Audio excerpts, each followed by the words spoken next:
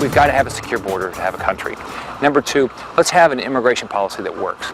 That if we know who we want to come into our country, and if you want to come into the country, what's the process? People want to do things the right way, but if it's a process where it's done by executive orders, I mean, that's not the way to run a government. As governor, I work with my legislature. So is it everything my way? No. Yeah, but the problem is, and thanks to Rick Scott for our exclusive interview earlier today, and he talked about a lot of subjects, including protecting our borders. The problem is the executive branch and the legislative branch have basically been twiddling their thumbs instead of enforcing existing law.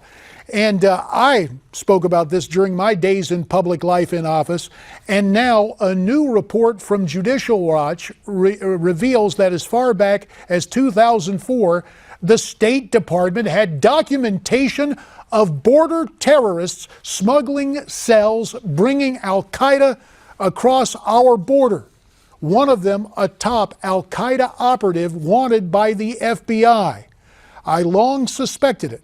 And for more on this disturbing report, we welcome in from Washington the Director of Research and Investigations at Judicial Watch, Chris Farrell. Chris, we've been talking about this a long time.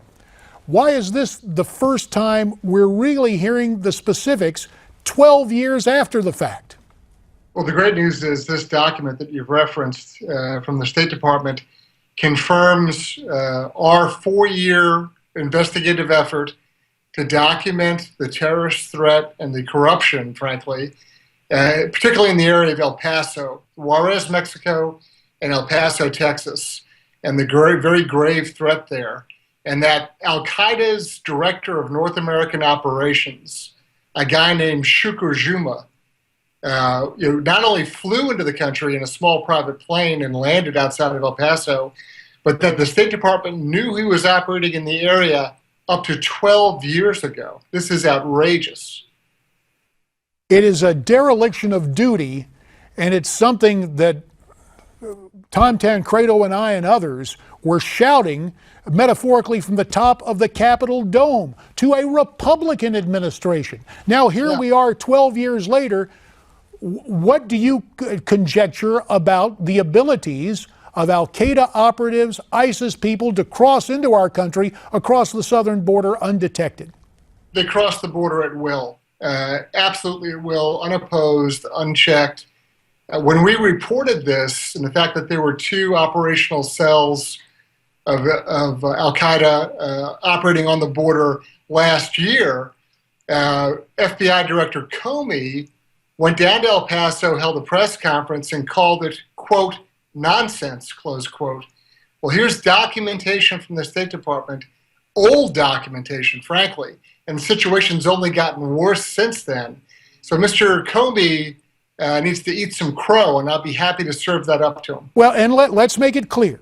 The blame rests on administrations of both parties and what appears to be willful negligence. This is dereliction of duty of the highest order.